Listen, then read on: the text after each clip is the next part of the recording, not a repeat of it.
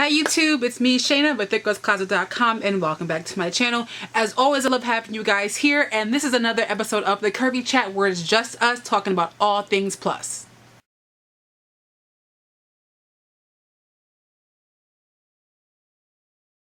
So for this episode of the Curvy Chat, I want to talk about something that might be a little bit controversial for some people, and that is, I don't believe that every brand needs to cater to plus size.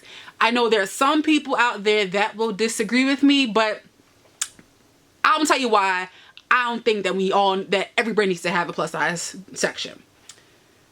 I personally would rather a brand not do a plus size line or launch a plus size line than for them to launch it and it'd be absolutely terrible. Because to have a successful plus size line, one that's going to thrive with the plus size customer, it takes money, it takes ingenuity, it takes a certain level of expertise, and a lot of companies do not want to back that level of expertise. So I personally would rather a company be like, look, we don't want to spend the money on bringing in the right people to create a plus size line than for them to create a plus size line and it is horrible, i.e.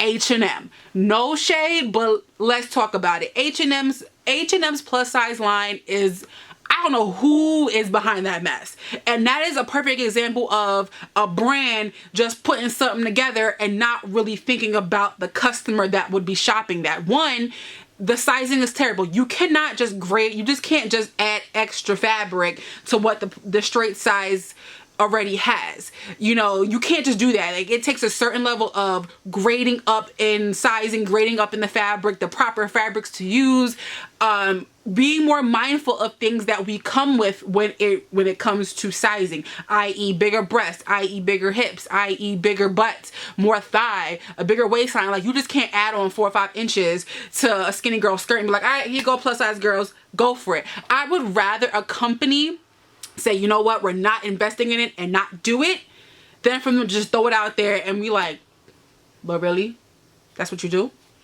A good example is Eloquii. Now, if you remember Eloquii in its earlier years, it was the plus size line that was owned by The Limited.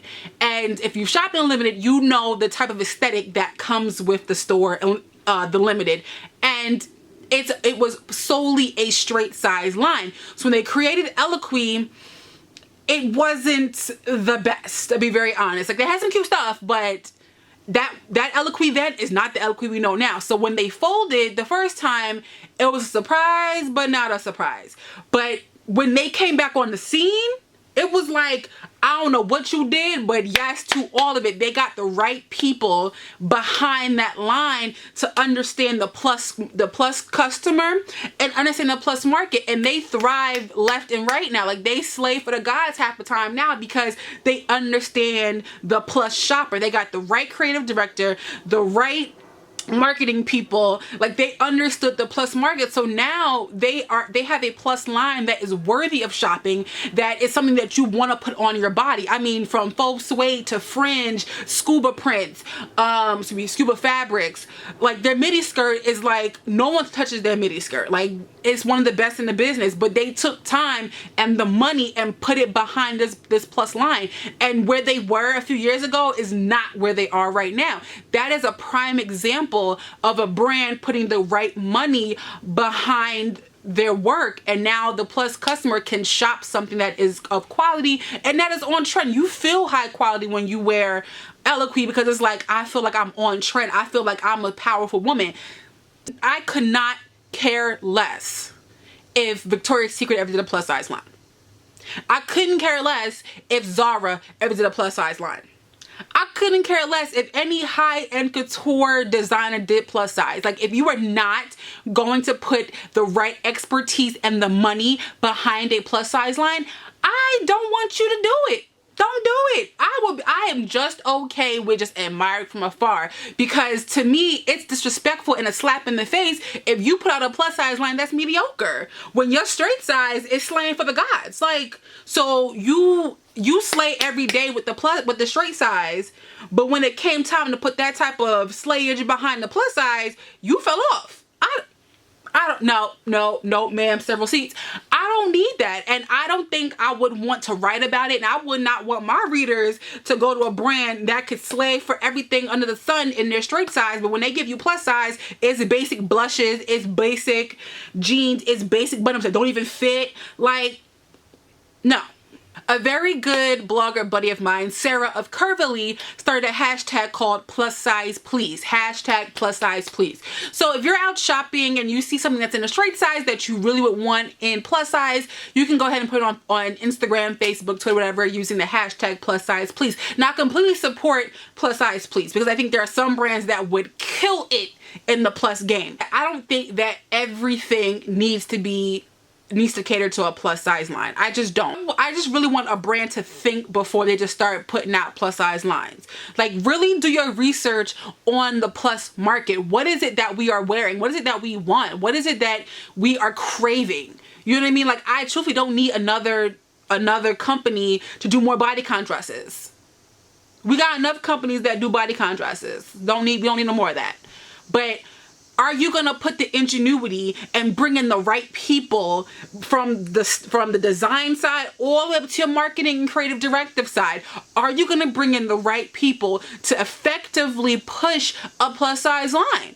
Because the same way how you put all of this time and energy and people and market research into your straight size line, that same type of energy has to go towards a plus size line. If, as a brand, you are not going to do that, go ahead and stay right where you at. You know, if your forte is in straight sizes and you thrive in that and you just do not understand the plus community, that's fine. I actually respect you more for not doing it, because then I'm gonna look at you sideways when I see you have all these prints and suits and dresses in your straight size, and then you come to me in plus size with a muumuu. No, we're not here for any of it. It takes a lot to effectively push a plus size line, especially if you are a brand that only caters to straight size and that's all you know, because that is your consumer.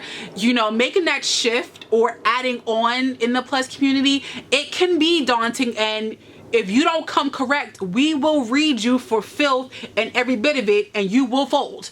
Point blank and period. Like, you have to come correct. The same way how you would not put out a mediocre straight size line, putting out a mediocre plus size line is not going to do either, because you're not going to sell. Period. You're not going to sell, and all you're going to end up doing is folding, and then you're going to feel like, well, the plus community doesn't want to buy. We will buy from a brand that's established if it's done right. How many of you shop in H&M? That shop H&M straight size? How many of y'all seen that plus size section in H&M?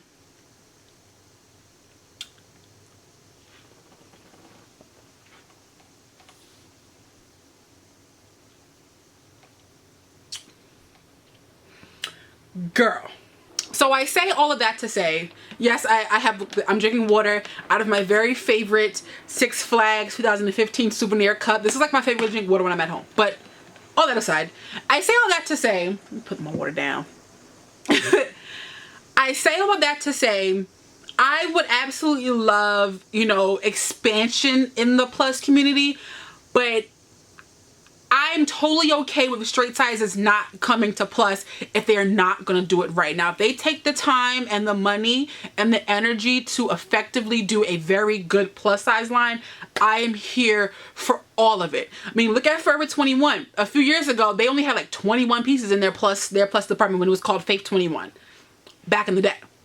But like, they have definitely grown and have expanded their plus department, and now their plus department thrives very well because they are a good example of a straight size store being like, look, we see that there's money in plus size, so let's do plus size. Now, can they grow the plus size even more? Absolutely, but I think they are a very good example of a straight size store doing plus size well. You look at stores like Wet Seal, they're starting to grow a little bit in their plus sizes. Like, yes, their stores did fold, but I think they still had some cute pieces. You look at stores like Charlotte Russe. Charlotte Russe has really taken leaps and bounds since they released their plus size line this spring. So it absolutely can be done, but you have to bring in the right people, put the right money behind it, because if you don't, just don't do it at all. Like, if you're not gonna do it right, don't do it. That's just my feeling on that. So there you have it, guys. It's another episode of their Curvy Chat. Let me know in the comment sections below what you guys think. Do you think that we need to have straight size brands come into plus size, or are you okay with not every brand having a plus size line? So go ahead and thumbs up this video. Be sure to subscribe. Check out all of my other Curvy Chat videos, and I will see you guys in my next Curvy Chat video. Deuces.